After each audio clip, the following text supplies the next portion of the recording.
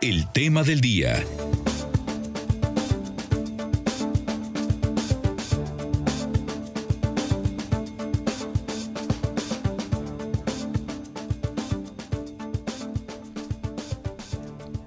Continuamos en la sintonía del 94.9 de Texas 11 Radio. Y ya te adelantaba más temprano que hemos escuchado muchísimo sobre el nearshoring y cómo Nuevo León ha sido este punto importante para el país de inversión extranjera. Pero para explicarnos cuál es la situación actual en el estado y qué oportunidades vienen precisamente en esa materia, me da gusto saludar a Osmar Zabaleta, decano asociado de investigación de la Escuela de Negocios Ciega de Business School. Osmar, bienvenido, buen día, ¿cómo le va? Buenos días, Sandra, qué gusto saludarte y muchas gracias por la oportunidad de estar aquí. A usted por estar con nosotros. Y bueno, para comenzar a entrar en materia, ¿cuáles son los beneficios sociales posibles que surgen del nearshoring? También existirán desventajas y para quien no conozca de qué trata el nearshoring, pues entender entonces el concepto, comenzar por definirlo. Sí, muchas gracias. Mira, el nearshoring es un fenómeno que implica la relocalización de centros de producción, de centros de manufactura, de plantas, que actualmente están en Asia, fundamentalmente en China. Entonces, este proceso de relocalización de estos centros de producción hacia los mercados de consumo, que en este caso concreto hablamos de la relocalización de plantas y de centros de manufactura ubicados en China, fundamentalmente hacia las cercanías de Estados Unidos, que es el principal consumidor de los productos que se están manufacturando en este momento en Asia. Entonces, este proceso de relocalización de estos centros de producción hacia las cercanías de Estados Unidos implica de manera natural pensar en México, dada la situación geográfica de nuestro país. Pues nosotros estamos muy cerca de Estados Unidos, somos su vecino del sur, compartimos una frontera de más de 3,000 kilómetros a lo largo del oeste al este de México, del este al oeste de Estados Unidos en la parte sur. Entonces, esto de manera natural abre oportunidades muy importantes para la relocalización de estos centros de producción en algunos estados de México. Claro, además de, digamos, otras cuestiones, lo atractivo que encuentran en México, entiendo entonces como destino de esta práctica, pues es justamente tener como vecino a Estados Unidos, ¿no? Lo vuelve también un candidato ideal, especialmente cuando, si hablamos de los tratados de libre comercio entre Estados Unidos, México y Canadá, pues esto también aligera los aranceles de traslado comercial, ¿no? Y digamos que se traduce en ganancias mayores, ¿así lo podríamos ver? Sí, por supuesto. Además de el hecho de estar cerca de los Estados Unidos, que implica tener más o menos un mismo uso horario, reducir los costos de transportación, por supuesto, más o menos compartir una cultura, o digamos hay mayores similitudes culturales entre México y Estados Unidos que entre Estados Unidos y los países de Asia. Está esto que tú mencionas, el hecho de que México tiene pues cerca de 30 años de estar o de formar parte de las cadenas globales de valor de los Estados Unidos y de Canadá, y que esto mismo, en virtud de la firma del Tratado de Libre Comercio de América del Norte, el TLCAN, que entró en vigor en 1994, por eso hablo de casi 30 años de tener actividades comerciales importantes con Estados Unidos y de ser parte de sus cadenas de producción. Además de esos beneficios, como tú bien lo dices, el hecho de que México tenga tratados comerciales con más de 14, tal vez 15 países que se traducen en más de 50 tratados de libre comercio. Perdóname, lo dije al revés. Hablamos de más de 14 o 15 tratados de libre comercio que implican una relación comercial con más de 50 países, y esto de manera natural abre potencialmente al menos un mercado de más de 1,300 millones de personas que se pueden atender desde México, ¿no? Con los productos que desde México, con estos beneficios comerciales, se pudieran estar detonando. Entonces ese es un factor muy, muy importante.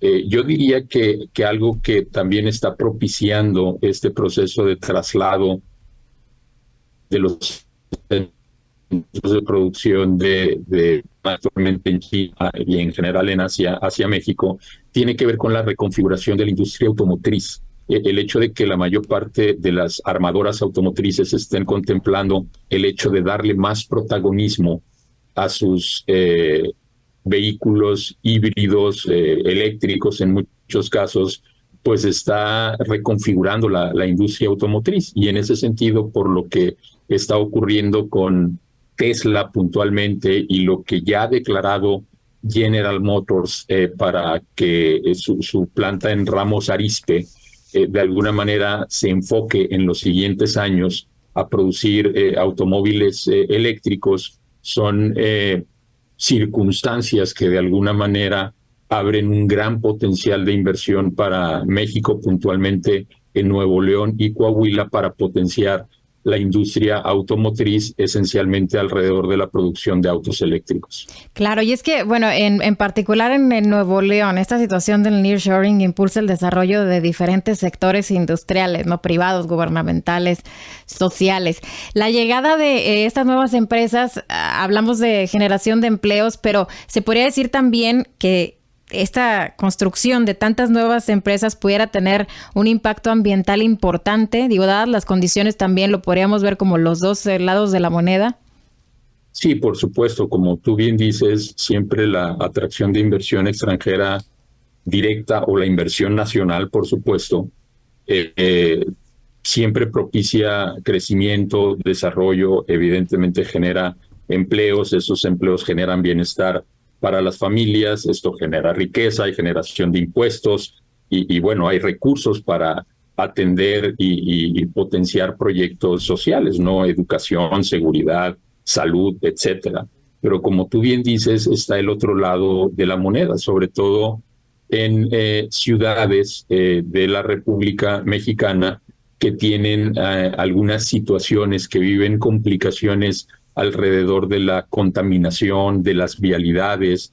Algunos estados de la República tienen problemas de escasez de agua, hay problemas de vivienda. Entonces, si bien por un lado tenemos beneficio, crecimiento, desarrollo económico, por otro lado podríamos tener presiones sociales muy importantes. Entonces, en ese sentido, creo yo que como país debemos definir claramente pues lineamientos, normas, reglas para atraer la inversión y que esto se dé de una manera balanceada, de una manera equilibrada para evitar estas presiones a las ciudades, ¿no? Totalmente. Y por ejemplo, en infraestructura vial hablábamos de que, bueno, llegarán estas grandes empresas, pero realmente la ciudad estaba preparada para esa cantidad entonces de vehículos, ¿no? Entre otros impactos que también tendrá, tomando en cuenta que justamente Nuevo León se ha llevado el 50% de la inversión total por nearshoring en el país. Hablamos de una cifra de inversión de más de 42 mil millones de dólares, ¿no? ¿Cómo funciona, por ejemplo, el proceso de selección? Es decir, ¿cómo es que se hacen estos convenios de trabajo en conjunto para que tal o cual empresa llegue a tal o cual estado o lugar? Claro, qué buena pregunta. Mira, lo que normalmente ocurre y es la práctica empresarial tiene que ver con el hecho de entender cuáles son las capacidades, en este caso concreto, de las diferentes entidades de la República Mexicana, cuál es la vocación que los estados y los municipios tienen, por un lado, atrayendo inversión extranjera, por un lado, o detonando, por supuesto, proyectos con recursos de los empresarios y los inversionistas mexicanos. Entonces esto de alguna manera define su vocación para atraer inversión. Pero por otro lado está también la vocación que los diferentes estados de México han desarrollado alrededor de diferentes actividades.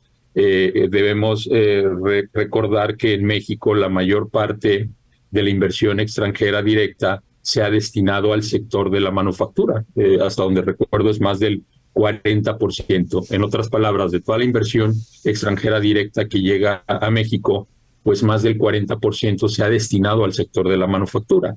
Entonces, en ese sentido, Nuevo León tiene grandes capacidades desarrolladas. Hay factores de producción que de alguna manera propician que esto se dé, y estos factores de producción tienen que ver con, lógicamente, tecnología, tiene que ver con talento, que es una parte muy, muy importante, tiene que ver con los espacios industriales para propiciar justamente el hecho de que estos centros de producción se puedan instalar, y por supuesto esto propicia la atracción de capital, ¿no? Entonces ahí se conjuntan los factores de la producción que son relevantes para detonar actividades industriales como las que estamos atestiguando.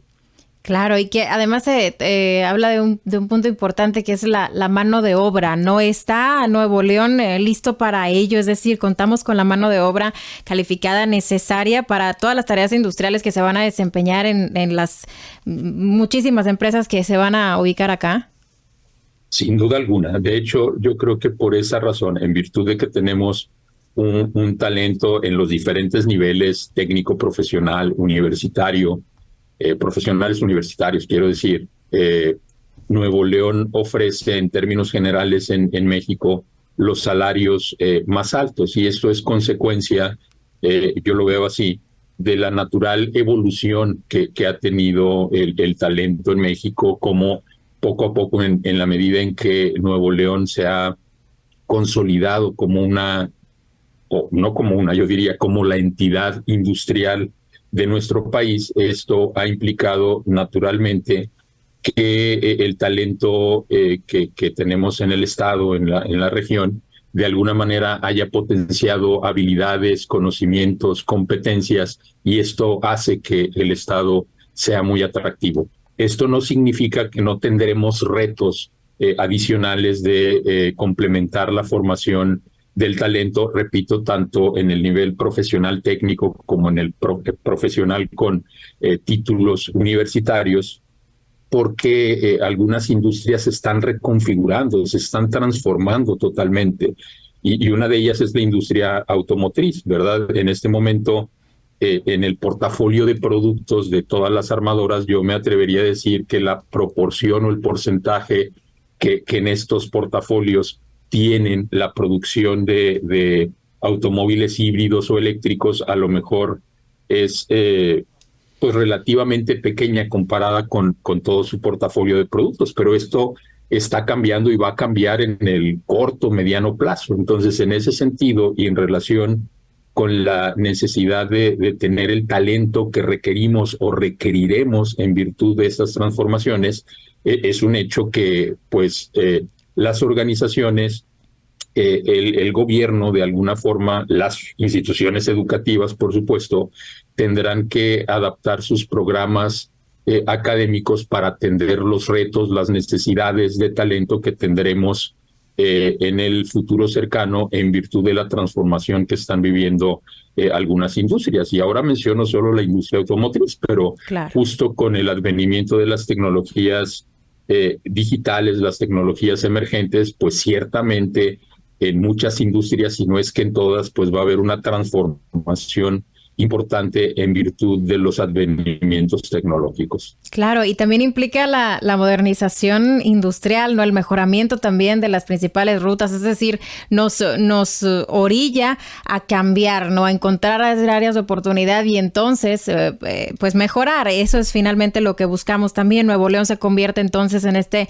motor comercial importante. Y bueno, para quien nos acabe de sintonizar, estamos platicando acerca de nearshoring, cómo Nuevo León ha sido este punto importante del país en materia de inversión extranjera. Está con nosotros Osmar Zabaleta, decano asociado de investigación de la Escuela de Negocios y EGADE Business School. Y bueno, hablábamos de que Nuevo León cuenta con mano de obra calificada, que evidentemente contamos con espacios los necesarios para tener esta cantidad de empresas, infraestructura que puede mejorar y mucho más. Pero ¿qué hay de la situación del agua? Porque ese es otro tema que también se ha tocado en materia de que, pues, entre más empresas lleguen, mayor utilización de este recurso que hasta el momento pues ha estado tan carente en este estado.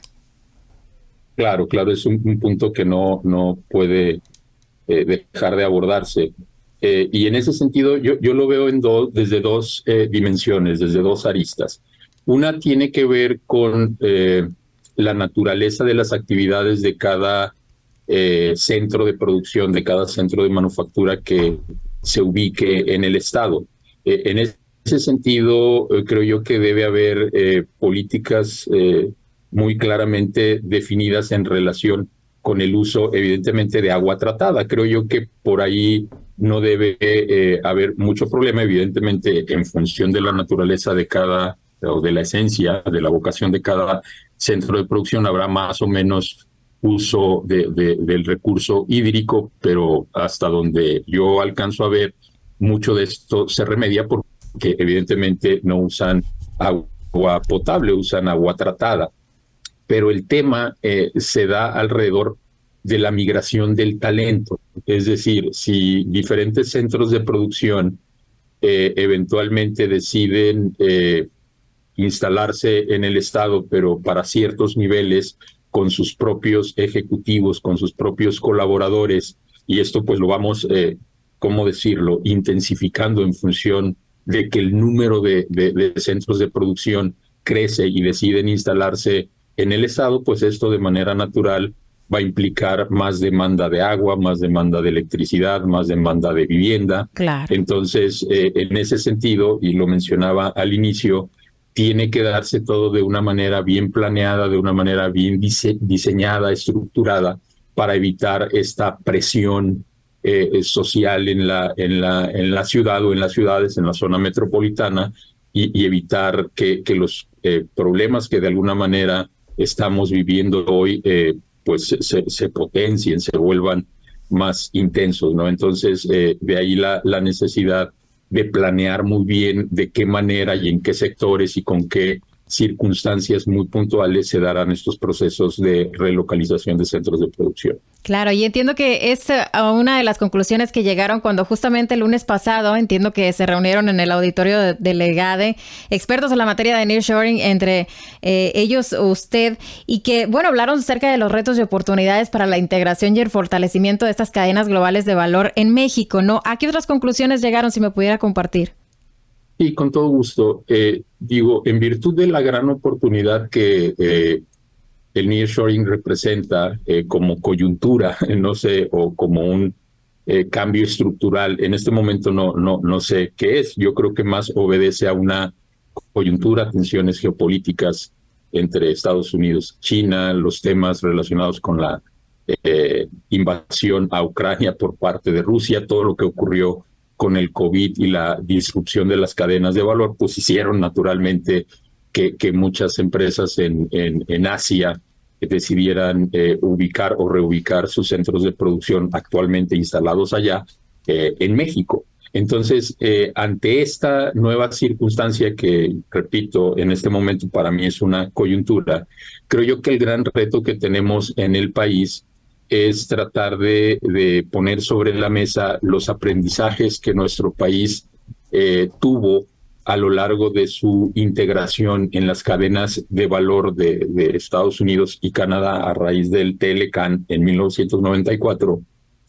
y tratar de propiciar una mayor integración a estas cadenas globales de valor de pequeñas y medianas empresas, probablemente en el sureste de México. Yo sé que se dice muy fácil porque lamentablemente en esta región o regiones del país, hablo del sureste, Guerrero, Oaxaca, Chiapas, Tabasco, Campeche, Yucatán, probablemente Veracruz, en donde sí hay ciertas actividades industriales, pero lamentablemente no al nivel de lo que se requiere para insertarse en cadenas globales de valor como las que se están desarrollando en Nuevo León. Entonces, en ese sentido, creo yo que el Estado mexicano, me refiero a la institución, debe, y al gobierno en turno, por supuesto, deben propiciar las políticas públicas claras que de alguna manera permitan esta integración de las pequeñas y las medianas empresas a las cadenas globales de valor que se estarán potenciando en el norte del país. Eso por un lado. Y por otro lado, en términos generales, propiciar una mayor integración de las pequeñas y las medianas empresas a estas grandes cadenas o globales cadenas de valor que ciertamente se estarán configurando. Entonces, para esto, que repito, digo de manera muy sencilla, pero que requiere de cambios estructurales y de muchas cosas a profundidad, entre las que visualizamos, pues están evidentemente estos programas de acompañamiento, de capacitación técnica, por supuesto de financiamiento para escalar las actividades de las medianas empresas.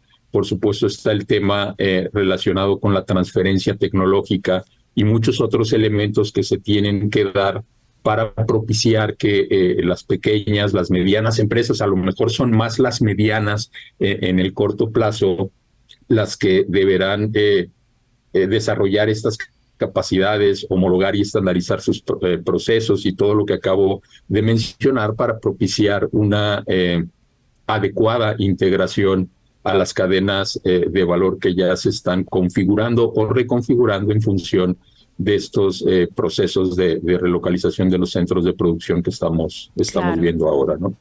Es muy interesante, Osmar, y seguramente en el transcurso de los meses seguiremos hablando mientras lleguen estas nuevas empresas y Nuevo León siga confirmando que es el punto comercial, el motor comercial también importante para nuestro país. Te agradecemos que estés con nosotros y esperamos platicar en otra ocasión otro tema de interés, si no lo permite. Con todo gusto, con todo gusto. Muchas gracias por la invitación. Muchísimas gracias a Osmar Zabaleta, decano asociado de investigación de la Escuela de Negocios CEGADE Business School. El nearshoring y el panorama actual en el estado de Nuevo León. Así continuamos Tech Sounds Radio desde el campus.